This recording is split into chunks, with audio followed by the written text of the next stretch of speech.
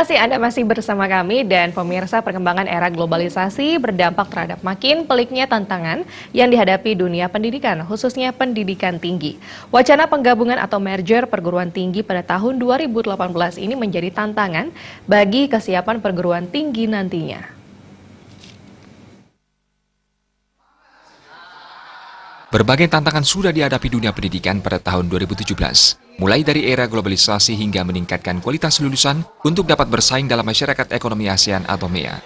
Tahun 2018 ini, yang terpenting bagi suatu lembaga pendidikan adalah menjaga komitmen sehingga menjadi unggul dan mampu berpartisipasi dalam pembangunan bangsa untuk mendidik generasi penerus. Menurut pengamat pendidikan I Gusti Bagus Artanegara, ke depan ini tantangan yang akan dihadapi pendidikan perguruan tinggi khususnya cukup berat. Salah satunya peraturan menteri untuk penggabungan atau merger perguruan tinggi. Pihaknya beranggapan apabila merger tersebut jadi terlaksana agar tidak merugikan bagi perguruan tinggi tersebut. Ya. Jadi dunia pendidikan kita khususnya sekarang ini kan menghadapi berbagai macam tantangan. Ada era globalisasi, sudah ada MEA dan sebagainya.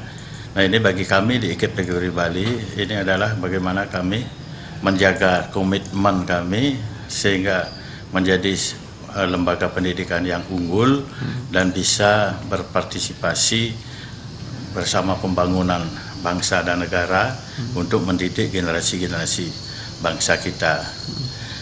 Di ke depan ini untuk dunia pendidikan tinggi khususnya ini kita menghadapi adanya peraturan menteri untuk adanya penggabungan dari beberapa perguruan tinggi yang jumlah mahasiswanya di bawah 1.000. Nah ini upaya kami di tahun 2018 ini, bagaimana merger ini, penggabungan ini bisa terlaksana dengan baik tanpa merugikan kedua belah pihak.